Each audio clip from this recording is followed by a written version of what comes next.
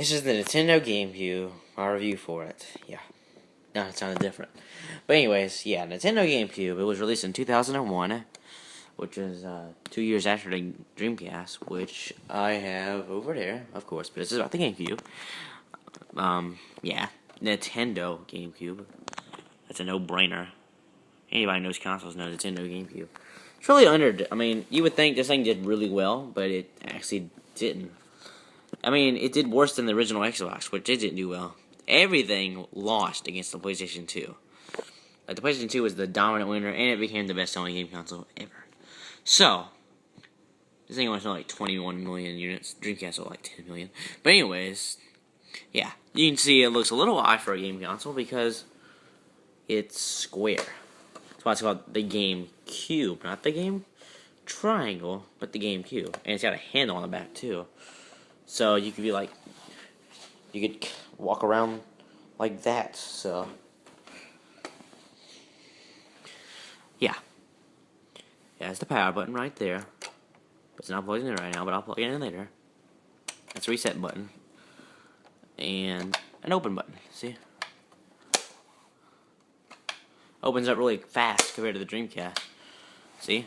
And the games are really tiny. Like, I don't have the games with me, but they're not. See, you can tell just by this. It's a really tiny, because look, my finger is like about as long as this whole entire thing in there. So, let's see. Let's see if I have any games for it. Whatever. They're like mini CDs basically. Like they're not the size of a normal disc. Like, let's see if I can try to get it.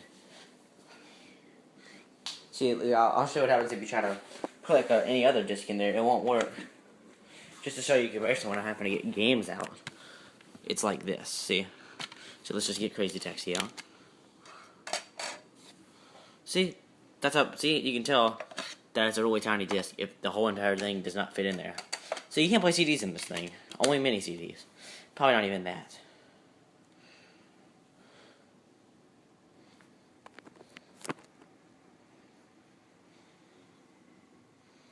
So yeah, I was just looking at that little green, that little shiny thing right here.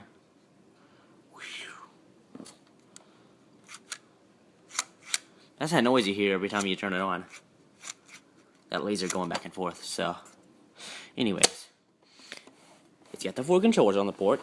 They actually kind of look like if you turn the N64 ones upside down, or if you got Dreamcast ones and change the slightly, because Dreamcast ones went out there. See, the Dreamcast where they go in real easy.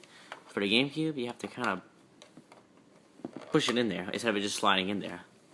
And of course, the memory cards. The memory cards go right there.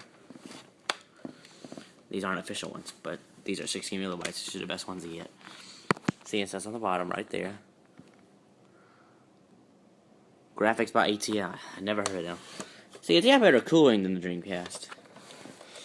I only have RF for this thing. I don't have AV, so that's a bummer. Well, anyways, let's go plug this thing up, and I'll show you.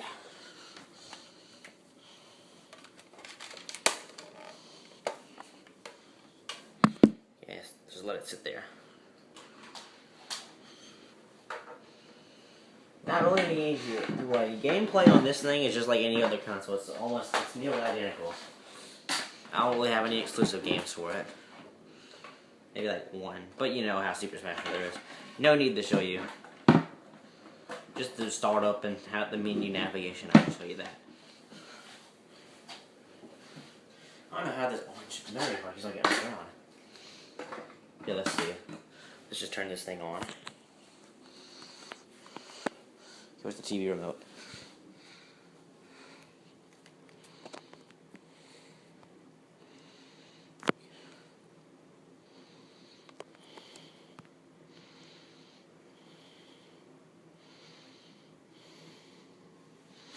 Okay, let's see.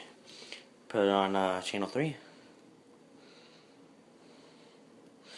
And you'll hear the very you can remember the startup for this thing for a long time.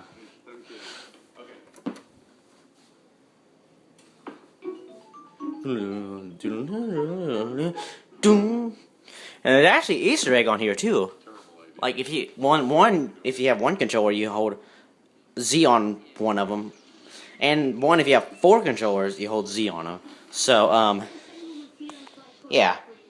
So you'd hold Z on all those. So you'd be like, I don't have the 4 controllers, and it's kind of hard to do all Z of them, like all the Z buttons with one hand.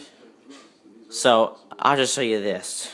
Let me hold the Z button while I turn on this. See, it's different.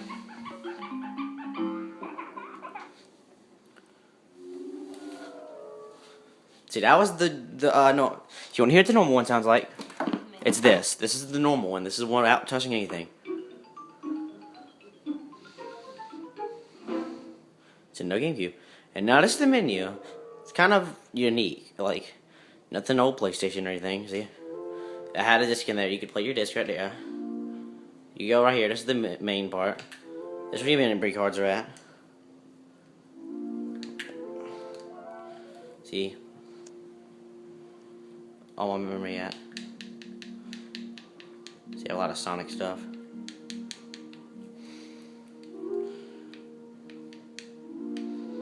This is where you mess with the sounds and everything.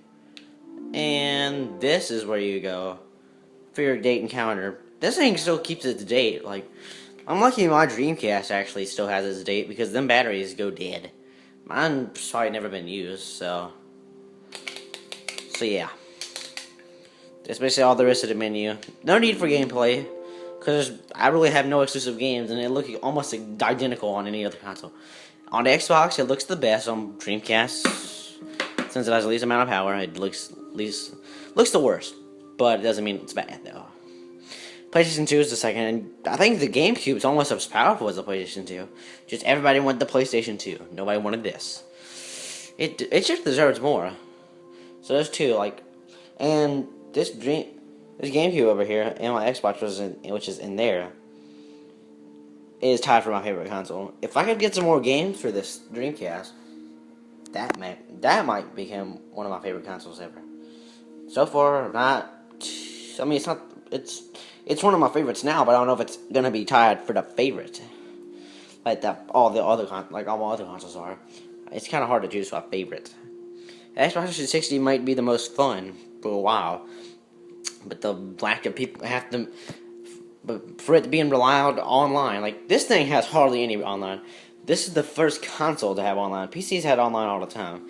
This had just gotten console. This just was the first one online. This only had like 2 games online. PS2 was kind of a mediocre online, and Xbox was the big thing with online.